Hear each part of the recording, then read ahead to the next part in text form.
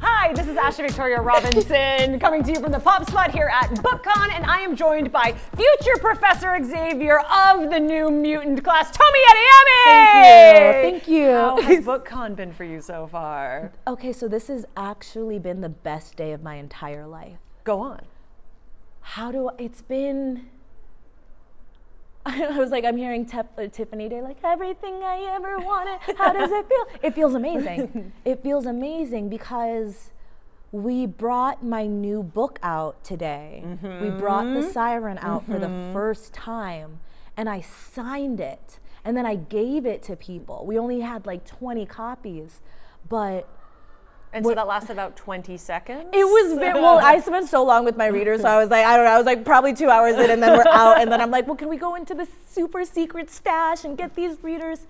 But it was just to be in a room, to have this spotlight, to get to share this new work, to get to do a panel with June Feiwa, my publisher, who has been truly one of my biggest supporters. Like, it was just fantastic. It was fantastic, and I'm just having the most amazing time. Yeah. And you're also off the back of so many announcements. Everything that comes out and from the Hollywood version of the adaptation. It must be just such an incredible moment right now. And now you're pivoting into the world of the Siren, which comes out very soon. Yes. Any minute now. September 29th. What can you tease us about it if we weren't lucky enough to get our hands on it? If you didn't get an arc, I would tease you and say, prepare to be called. Ooh. That is our line. Prepare to be called. Prepare for this intoxicating journey. And I would also want to say, prepare to be freed. Because that is really the heart of the book. It's about when we, especially as women, come to the ends of ourselves and we have to drag ourselves back from the dark. And it's about rebirth. It's about losing who you thought you were, but also get to decide who you want to become. And it's just the best thing I've ever done. It's the best thing I've ever done. So signing it today and being like, wow, it's not on my laptop. This isn't one of the formatted past pages where I'm answering a bunch of questions. This is real.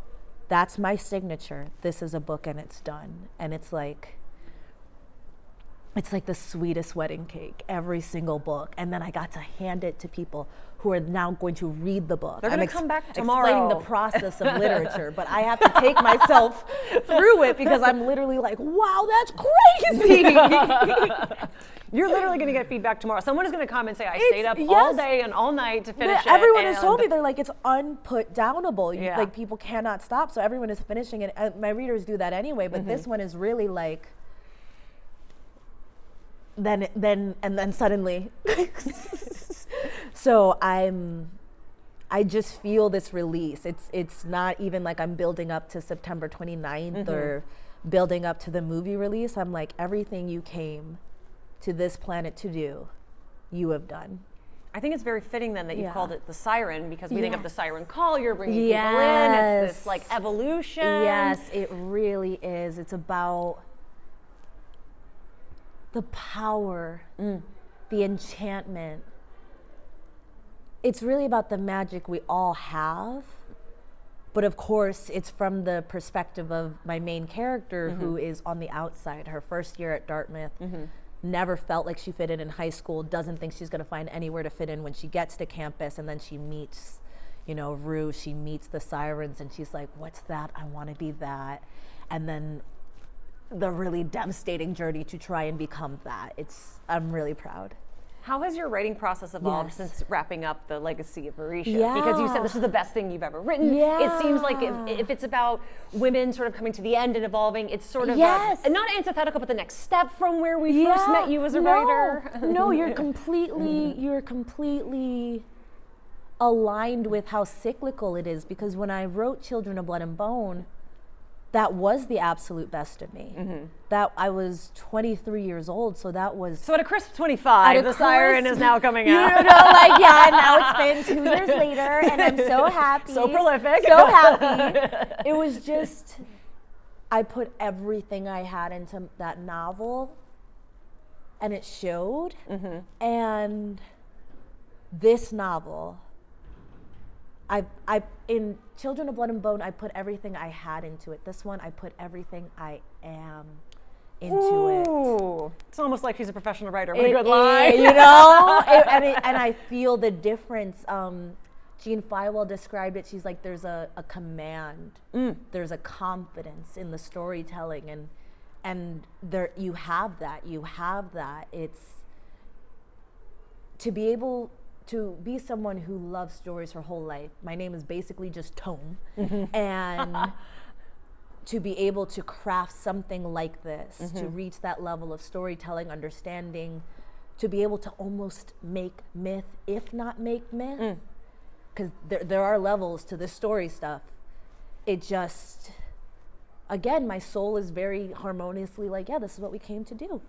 While you're having this evolution as a writer, we are seeing Children of Blood and Bone. Well, you are seeing it. We're waiting to see it come to life in a big screen adaptation. Are these things happening concurrently, or are you stepping sort of back into your younger self every time you touch what the movie's doing? No, so I think what's fascinating to people about my relationship with the film is it's the film, the books, the franchise. I had a very specific dream at 18. I wanted to do what Susan Collins did. And it's been a holistic journey. And after completing my own Hunger Games, and it's like, okay, it's coming to screens, it's coming to IMAX, I'm more in my Stephen King bag of like, okay, great.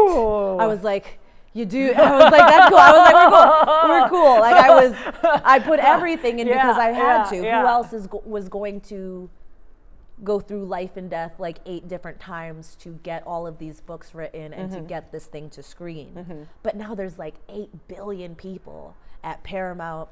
And I'm like, you do it. You do. They're like, do you want? I was like, you're fine. Send me a check. Thank you. Bye. You can deal with the demonic trucks. I'm in my Stephen King era. Because it's the completion of a journey, and it's more me looking at my 18-year-old self who wasn't seen or valued and pretty much laughed at for loving young adult literature in her English class in Harvard when everyone else around me was like, well, I love William Faulkner and I love this. And I was like, no one loves William Faulkner. Anyway. Oh, not the shade on the Sound and the Fury. It's not shade. It's not shade. But we were 18. 100%. We're 18. That's your favorite book, Doug? Doug, who are you trying to impress? Because it's not me. So it's not shade on William. I don't want any of that beef from, I don't know, he probably has like 8 really passionate stans right now. He's going to come haunt you. I don't want, no. He can't haunt me. Game recognized ferocity. But it was just, I was in an environment where everyone is sort of like, what do you mean? You like, you know, what do you mean you're writing your junior thesis on the inversion of gender theory in the Hunger Games? And like, as opposed to, like, well, I mean, I am writing my I was like, first of all, my things I love have theme parks. And second of all, so it's like I trusted myself, but from the entrepreneurial mindset, from the visionary mindset, from the creation, it's more like, oh, you did it. You built a franchise by yourself. Cool. The Siren. Because it's like, for me, I keep going. And so now I'm so, like, I'm excited for that. I want my readers to be and feel honored, but I'm like, no, I don't need to walk hand in hand with this. Like, let the film be the film. I did what I came to do.